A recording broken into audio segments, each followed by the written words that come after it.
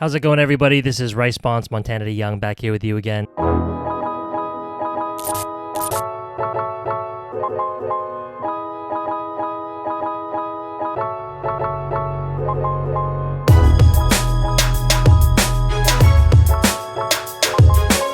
It's been a while since I've spoken to you guys directly. It's been mostly mail days and a couple of appearances on the Essential Credentials podcast. So I figured I would speak directly into the camera, talk about a couple of things having to do with baseball cards that are on my mind, and see if you guys have any thoughts. I think the biggest thing that's on my mind right now is kind of a little bit of a scandalous thing. My friend Nate in the Barry Bonds Facebook group pointed out that recently there's a new listing online of Barry Bonds' autograph buyback card that was authenticated by SGC and given a grade for the card and for the autograph, even though the card is an obvious forgery.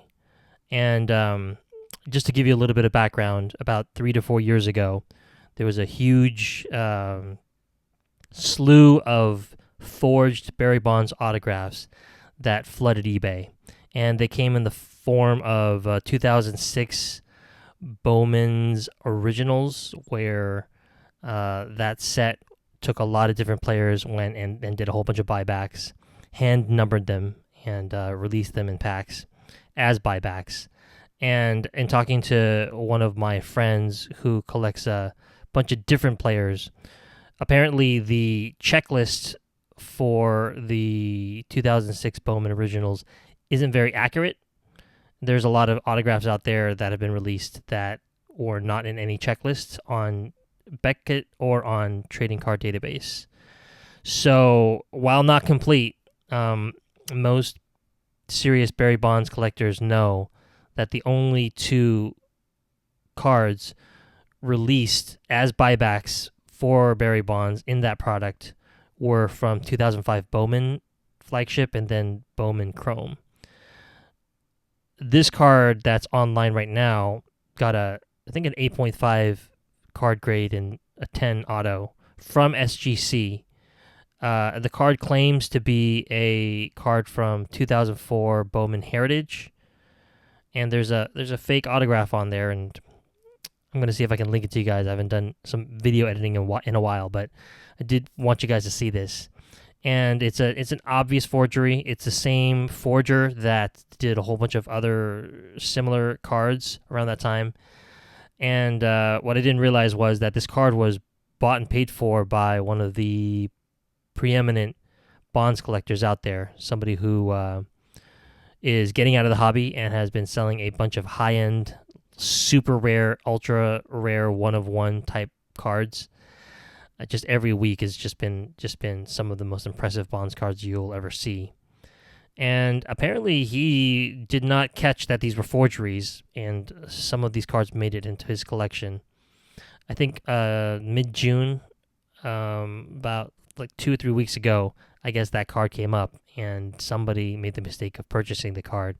Then they went ahead and got it graded, and somehow SGC didn't catch the fact that this was a forgery. It's baffling to me because, first of all, like I said, the 2004 Bowman Heritage didn't appear as a buyback in any checklist, and though we've talked about how the checklist might be incomplete, you would think that if there was any question as to the authenticity of the autograph or the authenticity of the card, that they would have maybe declined to, put their good name on a flip and send it back encased. But that's not what happened. They didn't do their due diligence.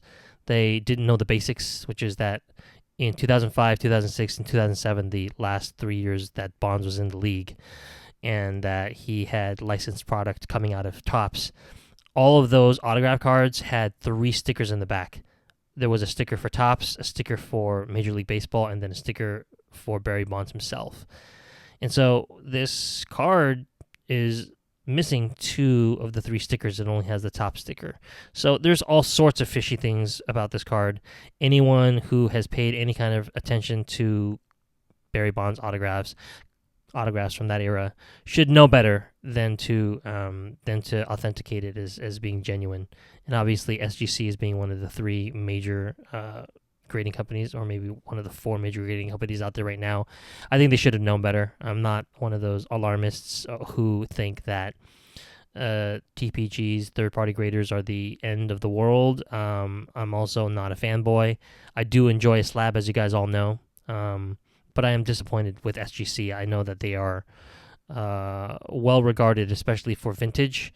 And at this point, some of these cards, I mean, Barry Bonds is virtually a vintage player, depending on when you start counting. So I'm surprised that they didn't have the institutional knowledge, the know-how, and just for somebody to step in and say, you know what, this looks fishy. We should talk to somebody who really knows what they're talking about, because this is kind of an embarrassing mix-up for SGC. So not the best I've ever seen, and I just hope that SGC clears it up. And I know that Nate has contacted SGC.